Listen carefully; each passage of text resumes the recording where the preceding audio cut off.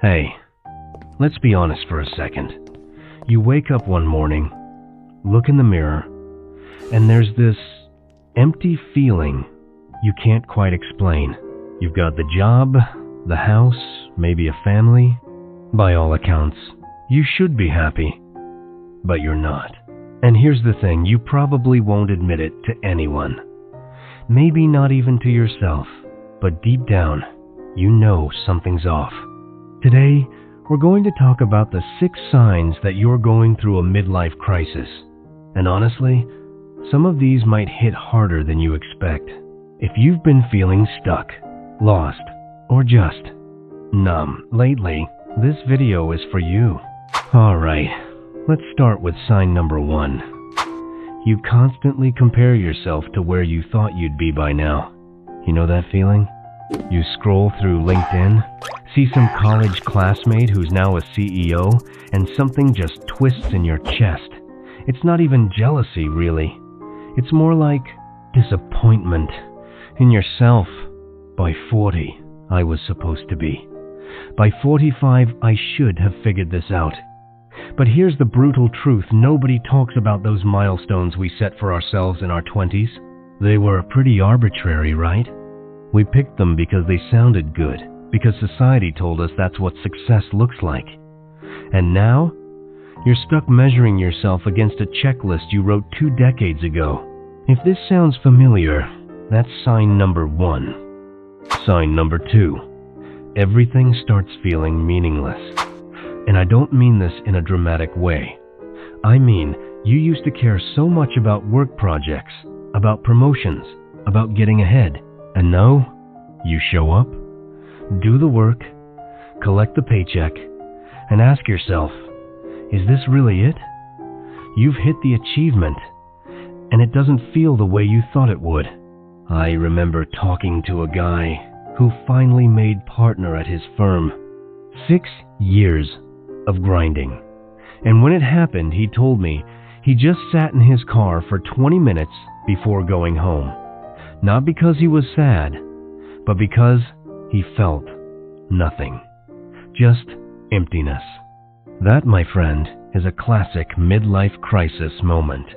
The problem is, when we achieve what we thought we wanted and it doesn't fill the void, we don't know what to do next. And that confusion, it compounds. Okay, sign 3, and this one's a big one. You start questioning your relationships. Not in a dramatic way, where you're suddenly filing for divorce, but more subtle. You look at your spouse and think, do I actually love them, or am I just comfortable? You hang out with friends and feel like you're performing, like you're wearing a mask, and honestly, that can be terrifying. Because if your relationships aren't real, what is? Here's what I've noticed. A lot of people in midlife crisis start pulling away. They stop initiating plans. They come home and just want to be alone. And they tell themselves it's just needing space. But really, they're disconnected. From others, sure, but mostly from themselves. If you've been feeling like you're going through the motions in your relationships, that's sign 3. Sign number 4. You have an obsession with your health or your mortality. And this one shows up in different ways. Some people suddenly become fitness fanatics, running marathons, doing CrossFit, posting their protein shakes everywhere. It's not really about health, it's about proving they're still young, still relevant, still in control. Others go the opposite direction. They start Googling every ache and pain.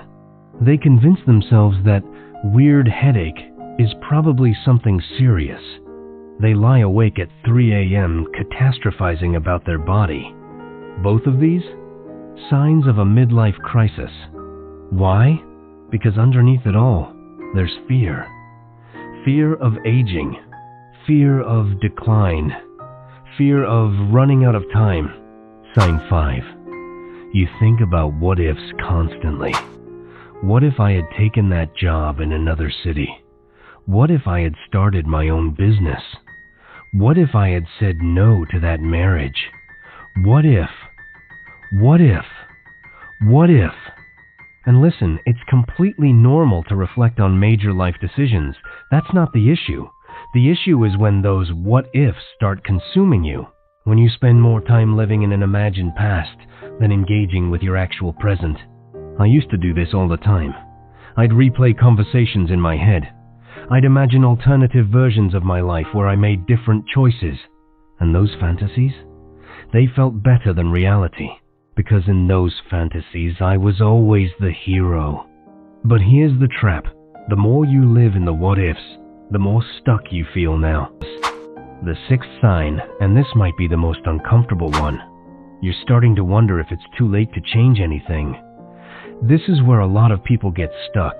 They've convinced themselves that their life is basically set. The career is locked in.